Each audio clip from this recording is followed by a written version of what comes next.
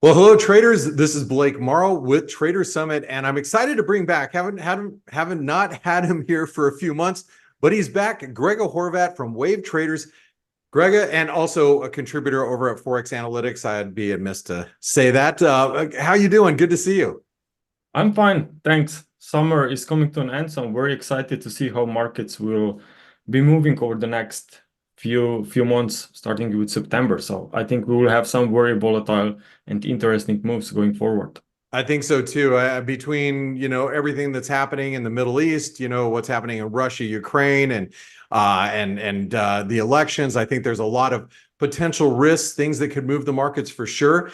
But before we get into that, Grega, I want to talk about like the last time that you and I had a conversation.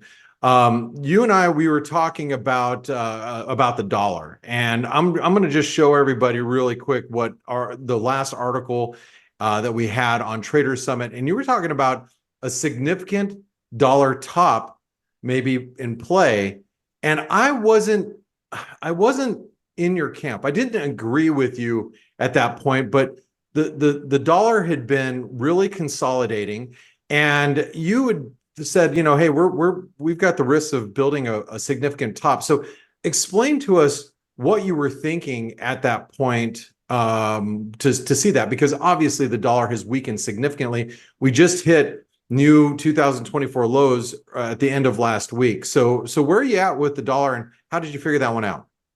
Yeah, actually, it was all more linked to inflation expectations and where rates should move forward. And obviously, on the top of that, I just listen to my Elliot Wave pattern, what the patterns were showing up. And so far back then, everything was matching up. We thought that maybe sooner or later Fed will cut rates. So obviously market moves in this direction with lower US yield. And obviously this has a very nice bearish impact on the dollar, which maybe just begin with this breakout. I just think still that there can be room for a break below 100 level, possibly even 97 or so. And that's when I would be a little bit more careful, especially if at the same time we will see stocks trading at new highs. I just think that when Fed will possibly cut the rate, I just think that this current cycle that is going on based on Fed expectations could possibly come into the late stages.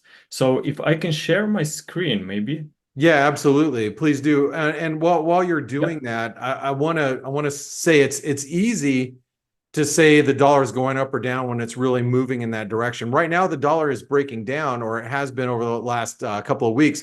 But over the course of the last couple of days, as we're heading into the month end, the dollar has bounced a little bit. But I'm assuming that you think that this dollar bounce is going to be short-lived. Yeah, actually, if you see here, now, last time when we discussed, if you remember, we said that we have this bearish impulse from that 2022 highs. And since then, from that 2023 lows, we just been in this consolidation.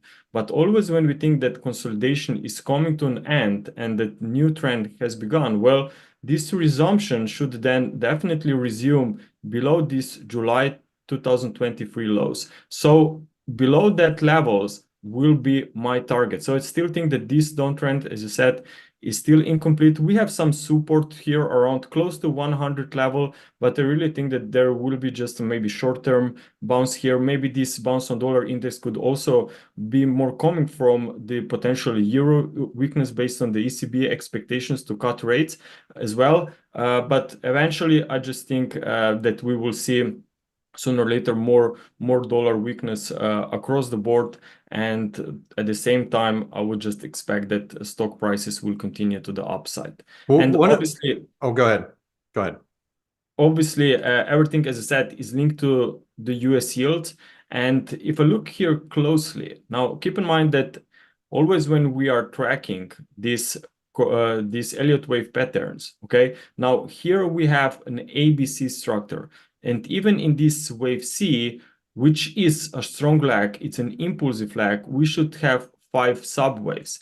And if I zoom this in a little bit, I cannot count 5 waves down yet. So I still think there's even room for for 3.25%, possibly even lower. We don't know what will happen down here. Maybe rates will stay in this range for a while, and this could help us maybe to see some stabilization on the dollar, as I said, maybe around 97, 98. Definitely somewhere at new lows here. But temporarily we're seeing a bounce in yields, you're seeing a bounce in the dollar, but you think that yields are going to eventually drive to a new low then? Yeah, I just think that they will see a more weakness there.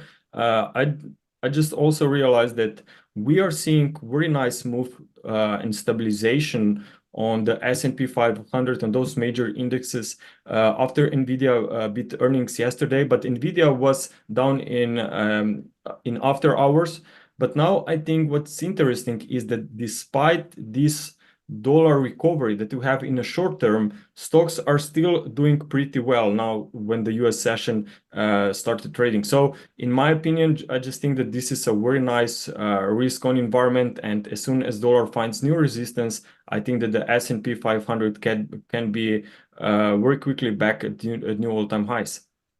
So, okay, now you talked about the dollar, you've talked about yields, but one asset that's on everybody's mind is gold, because gold's obviously in breakout territory. It's extremely bullish, but it doesn't seem like it wants to move. Even if, as the dollar has bounced a little bit, gold's pullbacks have been very minor, which to me feels like that we have further to go higher. But saying at the same time, though, Grega, everybody's bullish gold. I don't think you can find one gold bear out there.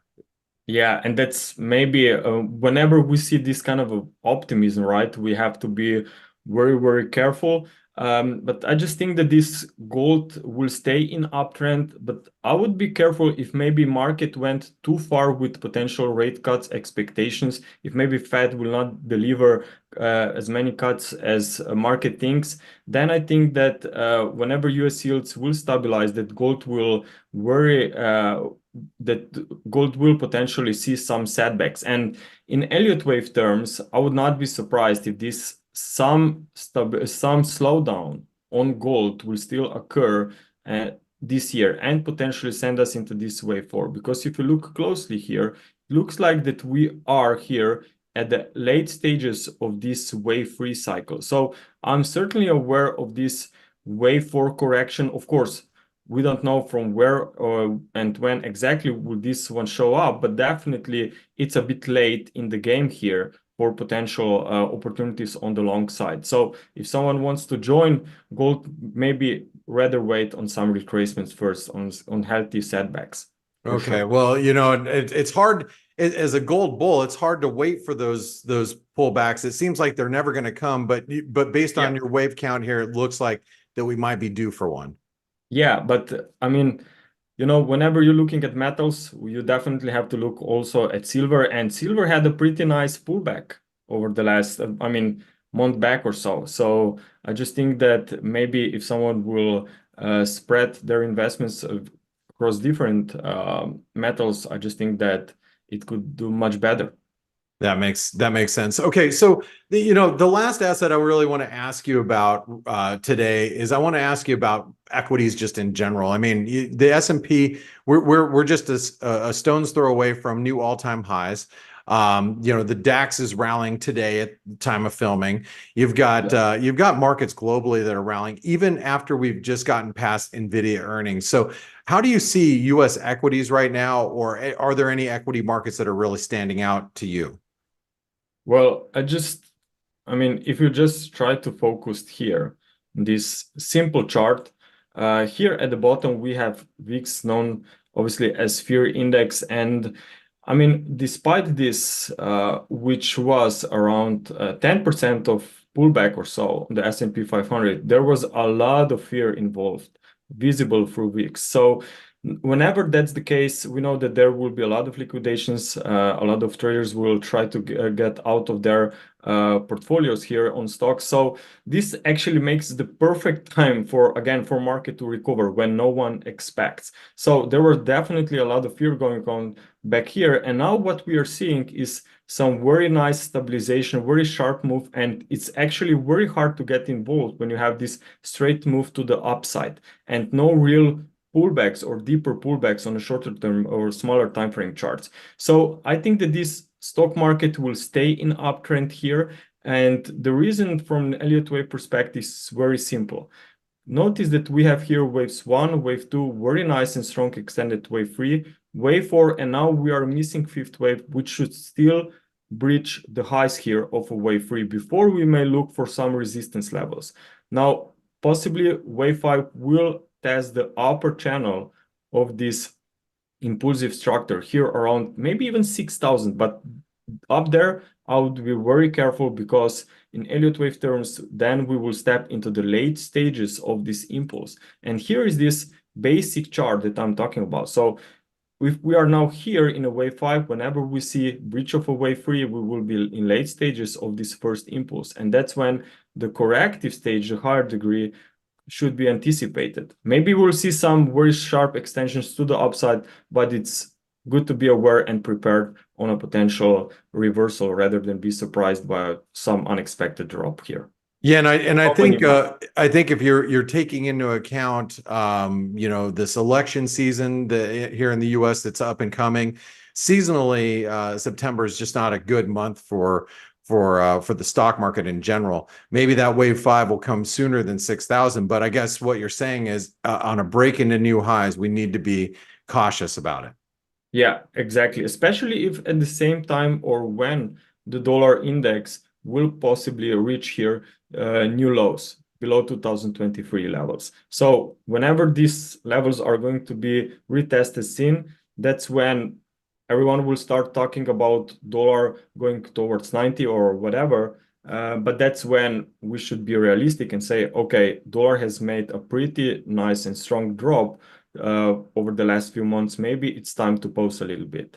So Okay. we just have to be maybe one step ahead of these changing cycles here. That makes sense. Well, Grega, I know a lot of you know Grega through, you know, sometimes he's on different shows. He's a contributor at Forex Analytics, but what's the best way for traders to follow your work? Because you have wave traders. I know you're very active on Twitter. So what's the best way for traders to follow what you do? To join wave traders or to join Forex Analytics, and they will have all of my work on a daily basis. All right, Grega. Well, I appreciate your time here at Traders Summit. I want to make sure that we catch up sometime as we go into fall around the election season. And and thank you so much. If you guys and gals enjoyed Grega's analysis, make sure you give him a thumbs up and share this video and also like it as well. So Grega, thank you very much. I'll see you very soon. Thank you for having me. Hey traders, Blake Morrow here. Thanks for stopping by our YouTube channel. Don't forget to like, share, and subscribe to our channel. Also click the bell notifications so you do not miss any of our market-related trading analysis from some of the leading industry experts. Thanks for stopping by. We'll see you in the next video.